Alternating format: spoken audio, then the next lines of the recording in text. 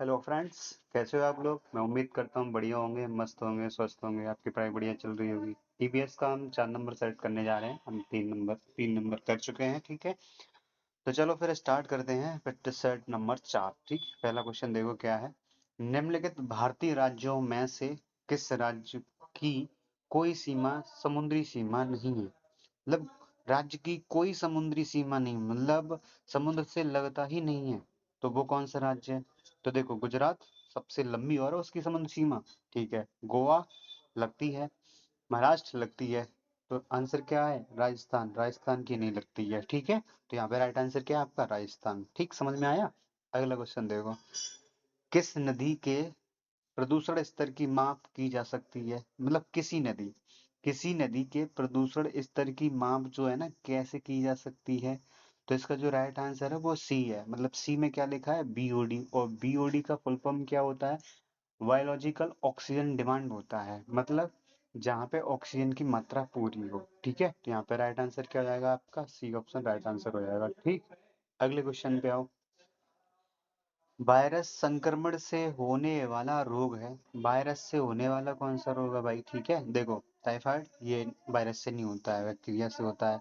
Cholera, malaria, तो जुकाम, cold cold fever कहते हैं इसको ना। तो यहाँ पे क्या है? यही तो है वायरस से फैलने वाला। ठीक है ना। अच्छा, आपने एक ट्रिक और पढ़ी होगी, रेखा हमें रेखा हमें हिट करके पीछे छोड़ गई, इस तरीके से।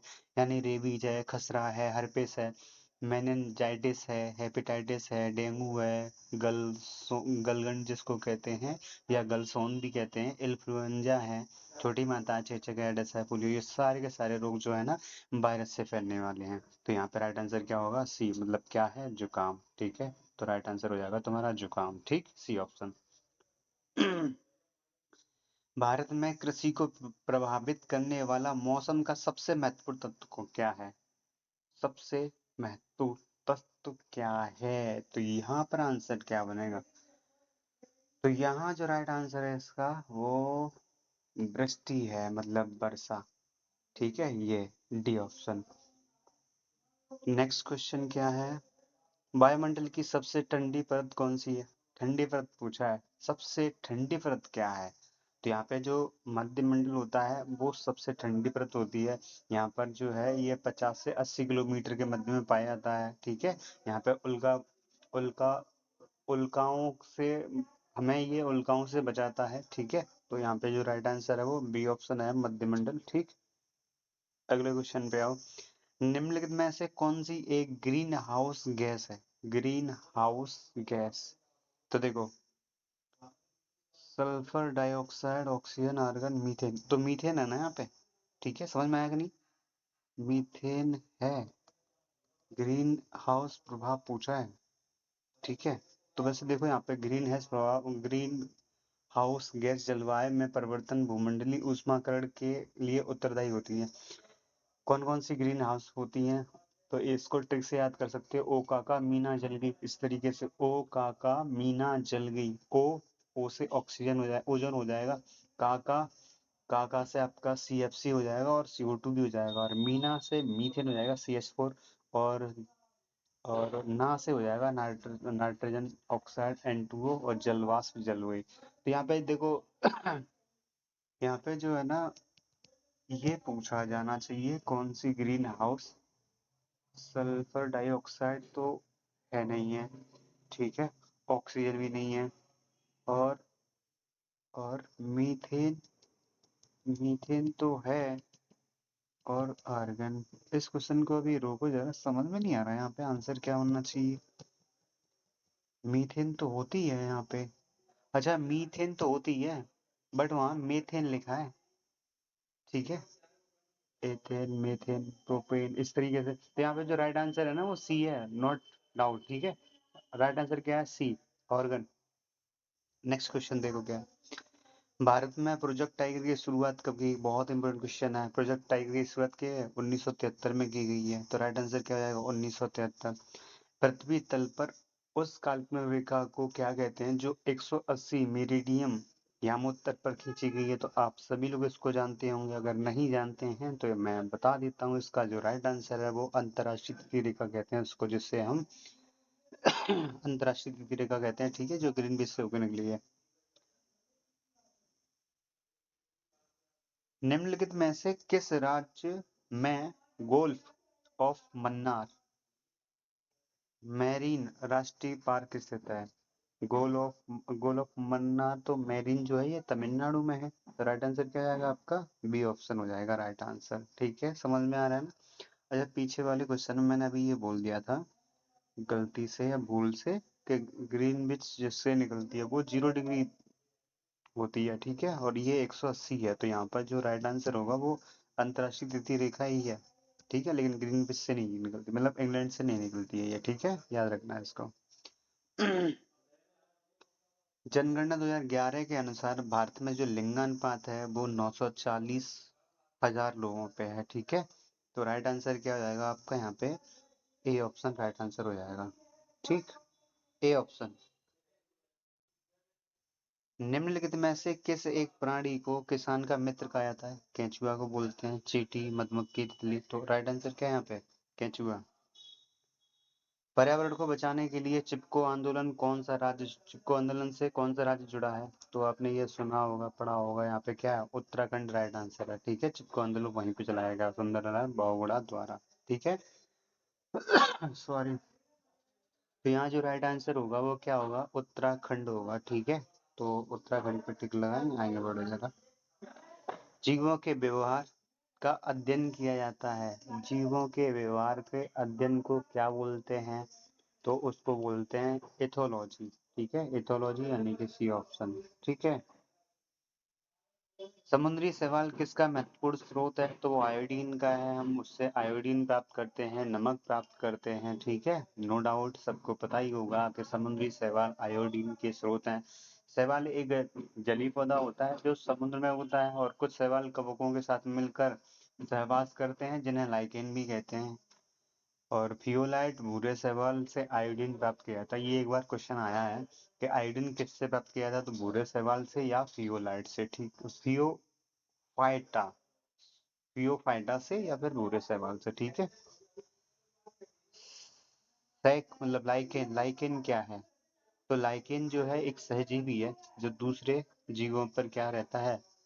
सहजीवी का मतलब समझ रहे हैं आप? लाइकेन एक सहजीवी है, लाइकेन एक प्रकार की काई है जो पानी में भरी रहती है, तो ग्रीन ग्रीन हो जाती है, आपने देखा होगा, जो प्राय नमी वाले स्थानों पर देखने को मिलती है, समझ में आया? काई जानते हैं, काई, लाइकेन जिसको कहेंगे। लाइकेन एक सहजीवी पादप है जो शैवाल और कवक के परस्पर मिलने से बनता है, यह स्वपोषी होते हैं, लेकिन वायु प्रदूषण से सबसे महत्वपूर्ण सूचक होते हैं।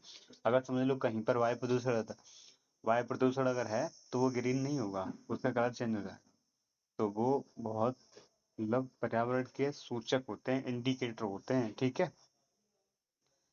सीएनजी का ईंधन के रूप में किस में इस्तेमाल होता है? सीएनजी, तो सीएनजी का जो यूज होता है ना, वो आपको पता ही होगा, नहीं पता है तो हम बता रहे हैं, देखिए जरा। सीएनजी जो है वाहनों और उद्योगों में इसका यूज किया जाता है, जो सीएनजी की गाड़ी चल रही है आजकल, ठीक है, सीएनजी का ऑटो भी है आपके, अब तो बाइक भी आ रही है उसकी सीएनजी की, ठीक है, तो यहाँ पे राइट आंसर क्या है आपका? डी ऑप्शन राइट आंसर है। पर्यावरण जागरूकता का किसके द्वारा सृजन किया जा सकता है? ठीक है, पर्यावरण जागरूकता का किसके द्वारा सृजन किया जा सकता है? तो यहाँ पे जो राइट आंसर है वो है बी ऑप्शन, क्षेत्रीय भ्रमण। पर्यावरण जागरूकता क्षेत्रीय भ्रमण द्वारा किया जा सकता है, ठीक है, राइट आंसर हो जाएगा बी ऑप्शन। एलपीजी किसका संक्षिप्त रूप है? तो एलपीजी जो है liquid petroleum gas, D, liquefied petroleum gas, और क्या लिखा है? तो वैसे यहीं पर जो आंसर है यही बनेगा, लिक्विफाइड पेट्रोलियम गैस, सी वाला ऑप्शन, ठीक है। पृथ्वी पर पहुंचने से पहले ओजोन परत किन किरणों को अवशोषित करती है, ये पूछा गया है, ठीक है, तो यहाँ पे राइट आंसर क्या है आपका? वो परावैंगनी जो किरणें होती हैं उनको अवशोषित करती है, ओजोन पर जो परावैंगनी किरणों को अवशोषित करती है, तो राइट आंसर क्या है आप है? परावैंगनी किरणें, यानी कि सी ऑप्शन, ठीक है। चमगादड़ स्तनधारी है क्योंकि वह बच्चे देते हैं, जितने भी स्तनधारी होते हैं वो क्या करते हैं? वो सभी बच्चे देते हैं, इसीलिए स्तनधारी उनको बोला जाता है, ठीक है। तो यहाँ पे राइट आंसर क्या आ गया? आपका डी ऑप्शन बनेगा। अच्छा, स्तनधारी की विशेषताएं आप जानते हैं? क्या जानते हैं आप? वो बच्चे देते हैं, उनके कान होते हैं, कान बाहर निकले होते हैं, शरीर पर रोम यानी कि बाल होते हैं। इस तरीके से थोड़ी बहुत आप विशेषताएं जानते होंगे। अच्छा, आप पक्षी में आप किसको जानते हैं कि कौन ऐसा पक्षी है चमगादड़ के अलावा जो स्तनधारी है? या कोई और जीव आप जानते हो? नहीं जानते? वेल। वेल भी क्या आपकी स्तनधारी भी है, ठीक है। याद रखना, वो जलीय जीव बेशक है। पर्यावरण की परिभाषा क्या है? अच्छा, पर्यावरण की परिभाषा नहीं मालूम है सबको? कितना सिंपल क्वेश्चन पूछा है। पर्यावरण जो है अबायोटिक और बायोटिक से मिलकर बनता है, तो ये ए ऑप्शन यहाँ पे राइट आंसर हो जाएगा आपका, ठीक है। निम्नलिखित में से अंतर्राष्ट्रीय संस्थाओं में कौन लिखा है? कैन नहीं, कौन सी संस्था वन्य जीव संरक्षण के प्रति समर्पित है, ये पूछा गया है, ठीक है। तो यहाँ पे आप इसके इसके जो एक तो IUCN भी है यहाँ पे, ठीक है। तो वैसे इसका IU IUCN इसमें दिया नहीं है, वैसे राइट आंसर तो यही होना चाहिए इसका, ठीक है। तो इसका आंसर IUCN ही है वैसे, ठीक है। नहीं दिया है विकल्प में तो आप, वैसे आंसर यही होगा इसका, IUCN, ठीक है। अगला क्वेश्चन देखिए आप फिर इसमें, इसका जो आंसर होगा वो IUCN,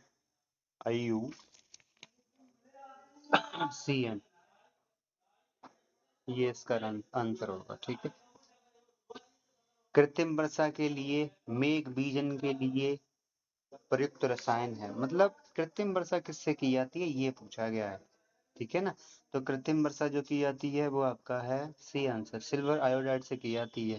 सी वाला इसका आंसर होगा, ठीक है। सिल्वर आयोडाइड से क्या की जा सकती है? कृत्रिम वर्षा, जैसे मूवी वगैरह जो फिल्में शूट की जाती है उसमें इसी से बारिश की जाती है।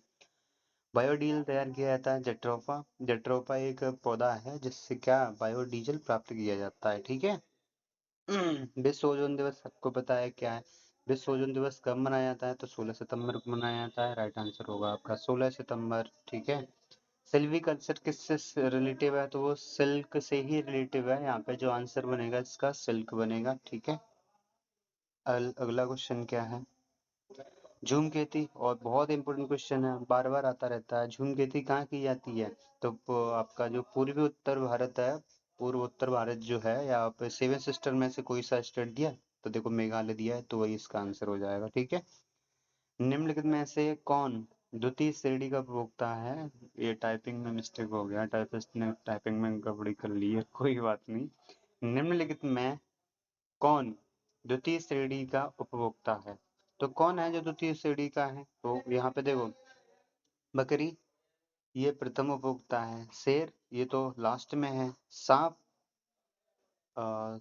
सांप ही है यहाँ पे आंसर, ठीक है। तो राइट आंसर क्या होगा यहाँ पे? सांप, सांप ही है जो द्वितीय उपभोक्ता है, ठीक है। अगला क्वेश्चन क्या है? निम्नलिखित में से किस जनपद में चंद्रप्रभा वन्यजीव अभयारण्य है? चंद्रप्रभा वन्यजीव अभयारण्य जो है वो कहाँ पे है? वो चंदौली में। ये तो बहुत सिंपल क्वेश्चन है, चंद्रप्रभा चंदौली, ठीक है। तो अगला क्वेश्चन क्या है वो देखो जरा।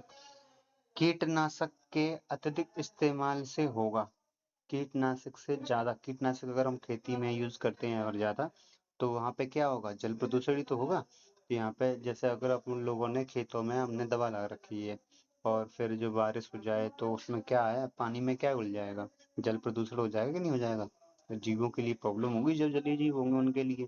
तो यहाँ पे क्या है? जल प्रदूषण है, ठीक है। अच्छा, एक इंफॉर्मेशन है आपके, देखो ये कि हमारा जो एक फाउंडेशन बैच स्टार्ट कर रहे हैं, जिनको ज्वाइन करना है वो ज्वाइन कर सकते हैं। ये ऑफलाइन बैच है जो कि अभी डेमो क्लास चल रही है और एडमिशन भी स्टार्ट हो चुके हैं। जिन्हें डेमो लेना है डेमो ले लीजिए, ठीक है। और 1 जुलाई से प्रॉपरली हम लोग क्लास ले रहे हैं उसका, ठीक है। अभी डेमो क्लास चल रही है, डेमो लेके अपना देख सकते हो, उसके बाद एडमिशन ले सकते हो और हमें ज्वाइन कर सकते हो और अपनी पढ़ाई में और मजबूती मिल सकती है आपको, ठीक है।